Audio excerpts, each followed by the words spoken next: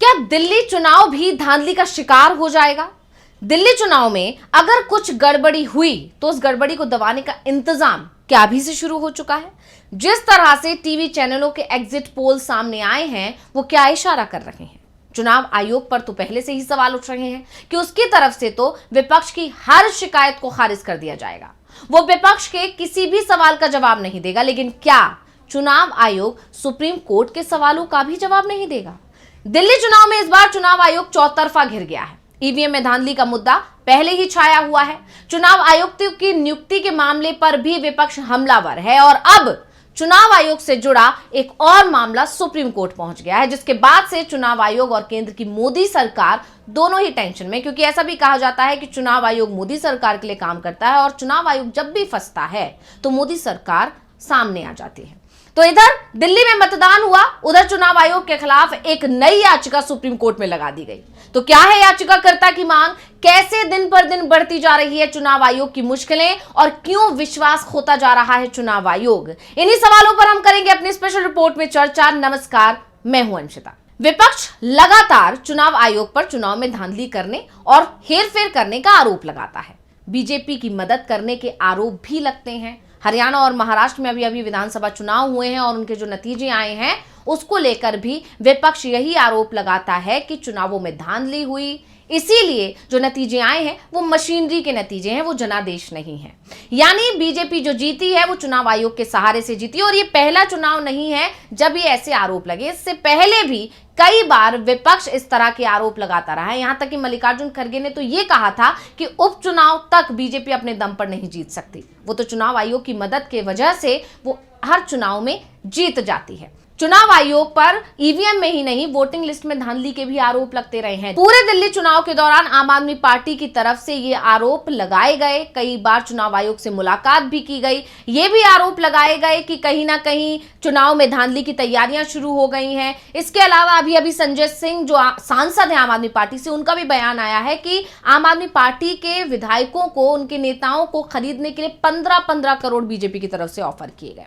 यानी दिल्ली चुनाव के नतीजे आने से पहले ही कहीं ना कहीं सचेत किया जा रहा है कि अगर नतीजे एग्जिट पोल से अलग आते हैं तो कहीं ना कहीं इसमें चुनाव आयोग का हाथ हो सकता है। और इसी आशंका के साथ याचिकाकर्ता ने सुप्रीम कोर्ट का दरवाजा खटखटा दिया। दिल्ली चुनाव की वोटिंग पूरी होते ही सुप्रीम कोर्ट में एक जनहित याचिका दाखिल की गई और यह याचिका फॉर्म 17C को लेकर है।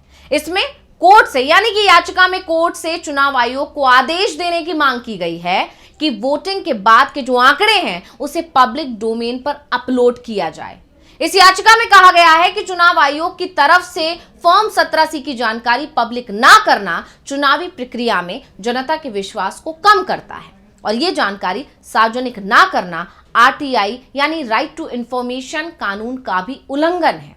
याचिका में यह भी आरोप लगाया गया है कि चुनाव आयोग ये सूचना उसी दिन पब्लिक डोमेन या फिर सरकारी पोर्टल पर नहीं डालता है।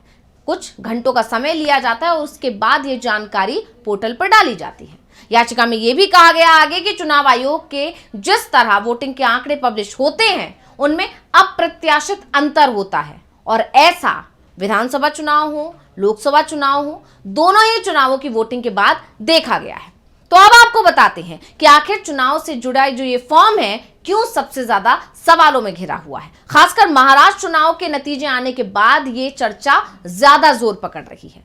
तो कंडक्ट ऑफ इलेक्शन रूल्स 1961 के अनुसार ECI को हर पोलिंग बूथ के लिए 2 फॉर्म तैयार करने होते हैं। एक फॉर्म 17A और दूसरा है फॉर्म 17C। इनमें मतदाताओं की संख्या और डाले गए वोटों का डेटा होता है, यानी कितने मतदाता आए और कितने वोट डाले गए, ये पूरा ब्यौरा इन फॉर्म्स में लिखा होता है। अब फॉर्म 17A का इस्तेमाल हर उस मतदाता का विवरण रिकॉर्ड करने के लिए किया जाता है जो मतदान केंद्र में आता है और अपना वोट डालता है। वहीं बात करें फॉर्म 17C की, तो फॉर्म 17C दर्ज किए गए सभी वोटों का लेखा जोखा होता है। तो फॉर्म 17C के भी 2 भाग होते हैं। एक भाग 1 जिसमें मतदाता केंद्र में उपयोग की जाने वाली ईवीएम की पहचान संख्या लिखी होती है, मतदान केंद्र के मतदाताओं की कुल संख्या लिखी होती है, रजिस्टर में दर्ज मतदाताओं की कुल संख्या। फॉर्म 17A उन मतदाताओं की संख्या जिन्होंने रजिस्टर पर हस्ताक्षर करने के बाद अपना वोट दर्ज नहीं करने का फैसला किया। यानी वो मतदान केंद्र में तो आए, उन्होंने हस्ताक्षर भी किया, लेकिन उसके बाद उन्होंने फैसला लिया कि वो वोट नहीं डालेंगे। उन मतदाताओं की संख्या भी होती है जिन्हें मतदान करने की अनुमति ही नहीं दी गई। टेस्ट के लिए किए गए वोटों की कुल संख्या और प्रति ईवीएम दर्ज किए गए वोट भी इस भाग 1 में शामिल होते हैं। अब आपको फॉर्म के भाग 2 के बारे में बता देते हैं। तो वहीं फॉर्म के भाग 2 में निर्धारित दिन पर की गई गिनती के नतीजे शामिल होते हैं। तो कंडक्ट ऑफ इलेक्शन रूल्स 1961 के नियम 49(s)(2) के तहत एक पीठासीन अधिकारी को मतदान खत्म होने पर सभी उम्मीदवारों के पोलिंग एजेंट को फॉर्म 17C के भाग 1 की एक कॉपी देना अनिवार्य है। उम्मीदवार इसी फॉर्म 17C में डेटा का इस्तेमाल मतदान के नतीजों को सत्यापित करने के लिए कर सकते हैं। अगर सत्यापन के वक्त किसी भी तरह की गड़बड़ी पाई जाती है तो हाई कोर्ट में इसके लिए याचिका भी दायर की जा सकती है। यानी ये जानकारी बताती है कि फॉर्म 17C बेहद जरूरी है। पहले भी इसे लेकर सुप्रीम कोर्ट में याचिका दायर की गई थी। आपको याद होगा, अभी जब महाराष्ट्र चुनाव के नतीजे आए तो ये मांग जोरों से उठाई गई। हरियाणा चुनाव के नतीजों के बाद भी याचिकाकर्ता ने ये मांग उठाई थी। तब मांग की गई थी कि हर सीट के अनुसार इस फॉर्म को चुनाव आयोग की वेबसाइट पर अपलोड कर देना चाहिए, लेकिन चुनाव आयोग ने सुप्रीम कोर्ट में इसे लेकर तमाम दलीलें दे दी और यहां तक कह दिया कि उसके लिए इसे अपलोड करना ही संभव नहीं है। इसके लिए जो मैन पावर की जरूरत पड़ेगी वो उपलब्ध नहीं हो पाएगी। अब अगर सुप्रीम कोर्ट आदेश देता है तो चुनाव आयोग के लिए बहुत कठिन स्थिति पैदा हो जाएगी। इसीलिए जैसे ही खबर आई कि इधर दिल्ली चुनाव के लिए मतदान की प्रक्रिया खत्म हुई, उधर एक याचिका सुप्रीम कोर्ट में लगा दी गई, तो चुनाव आयोग के साथ साथ मोदी सरकार की भी टेंशन बढ़ गई है, क्योंकि अब वो इस कोशिश में लग गई है कि इस मामले से कैसे बचा जाए। वहीं दूसरी तरफ सभी की निगाहें अब सुप्रीम कोर्ट पर टिक गई हैं कि सुप्रीम कोर्ट इस याचिका को लेकर क्या फैसला करता है। क्या वो इस मामले में सुनवाई करेगा या फिर याचिका को खारिज कर दिया जाएगा। तमाम तरह के सवाल उठ रहे हैं, लेकिन चुनाव आयोग की जो चिंता है वो सिर्फ एक यही याचिका नहीं है। इसके अलावा कई मुद्दे सुप्रीम कोर्ट तक पहुंच चुके हैं, जैसे कि मुख्य चुनाव आयुक्त की नियुक्ति वाला जो मामला है उसको लेकर सुप्रीम कोर्ट में मामला है। उसके अलावा ईवीएम में धांधली का मामला जो लगातार विपक्ष की तरफ से उठाया जा रहा है, उसको लेकर भी विपक्ष सुप्रीम कोर्ट का दरवाजा खटखटा चुका है। यानी चुनाव आयोग चौतरफा घिरा हुआ इस वक्त नजर आ रहा है। पहले आपको बता दें मुख्य चुनाव आयुक्त वाला क्या मामला है, उसमें क्या कुछ चल रहा है। तो बता दें कि सुप्रीम कोर्ट मुख्य चुनाव आयुक्त और अन्य चुनाव आयुक्त अधिनियम 2023 की संवैधानिकता को चुनौती देने वाली याचिकाओं पर अब 12 फरवरी को सुनवाई करने वाला है। जस्टिस सूर्यकांत और जस्टिस एन कोटेश्वर सिंह की बेंच ने कहा है कि वो इस मुद्दे पर मेरिट के आधार पर अंतिम रूप से फैसला करेगी। इससे पहले यह सुनवाई 4 फरवरी की होनी थी, लेकिन बाद में उस तारीख को बढ़ाकर 12 फरवरी कर दिया गया। यह सुनवाई 2 मार्च 2023 को दिए गए सुप्रीम कोर्ट के उस ऐतिहासिक फैसले से जुड़ी है जिसमें कहा गया था कि सीईसी यानी मुख्य चुनाव आयुक्त और ईसी की नियुक्ति 3 सदस्यीय पैनल की तरफ से की जाएगी और इस पैनल में 3 लोगों को सुप्रीम कोर्ट की तरफ से शामिल किया गया था। उसमें से एक थे प्रधानमंत्री, दूसरे थे विपक्ष के नेता और तीसरे थे सुप्रीम कोर्ट के चीफ जस्टिस। यह फैसला सुप्रीम कोर्ट की 5 सदस्यीय बेंच ने सुनाया था और इस बेंच में सीजेआई संजीव खन्ना भी शामिल थे, जो उस वक्त सुप्रीम कोर्ट के जस्टिस थे।